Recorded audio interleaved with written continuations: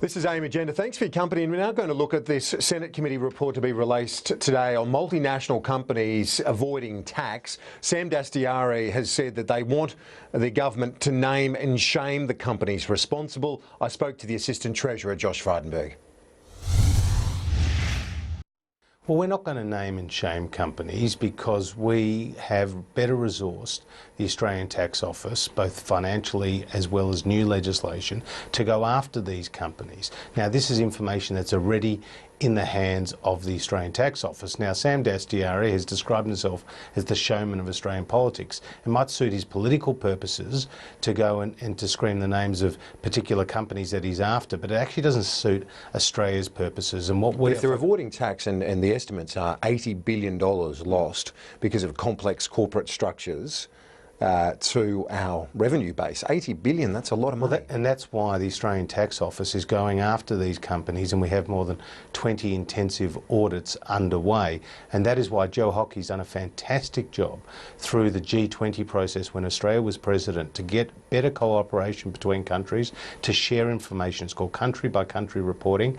And suddenly companies, multinationals, will have to share with the Australian Tax Office their whole web of arrangements and subsidiaries throughout the world. But do you accept that this would be a popular approach that Dastyari is arguing here? If you look at one pharmaceutical company, Pfizer, they made $1.2 billion in Australia last year, paid only $52 million in tax. That's 4.3% tax rate.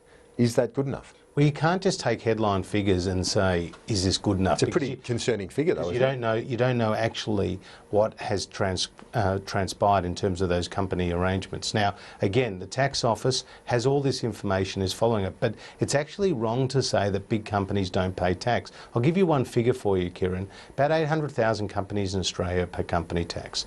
It's the second largest source of revenue for the federal government behind income tax. It's about $70 billion a year.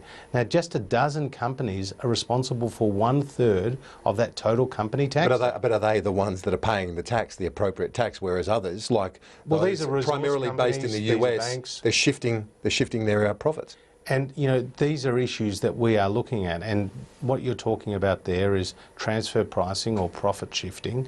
And as I've said, we've actually strengthened the legislative provisions, whether they are reducing the amount of debt these companies can hold in order to claim a reduced tax burden, or whether it's what is called Part 4A of the anti-avoidance provision. Let's look at the poll now, and 54-46.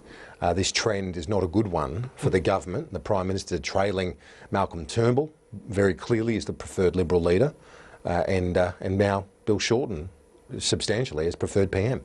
This has got to be a worry a year out. Well, Kieran, you've studied polls before, and you know that there's only one poll that's going to count, and that's going to be at the election. Now, both in 2001, when John Howard was trailing Kim Beazley, in 2004, when John Howard was trailing Mark Latham. In both instances, we were further behind then than we are now. Do you accept your colleagues are getting nervous, though? I accept my colleagues want us to focus on the issues that count most to the Australian people.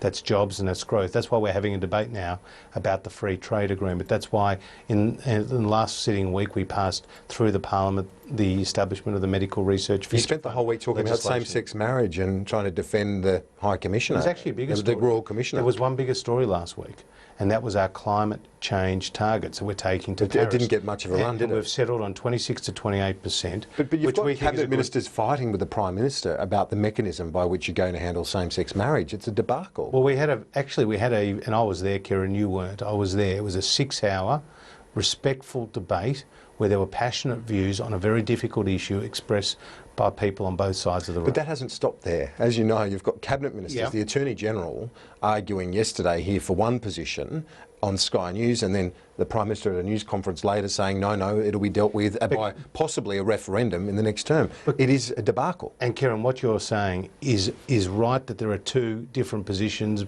held by different ministers as to whether it should be a plebiscite or a referendum. That's an issue that will be resolved by Cabinet and ultimately the party room, I'm sure, quite soon. Mr. Frydenberg, thanks for your time. Great to be with you, Kieran.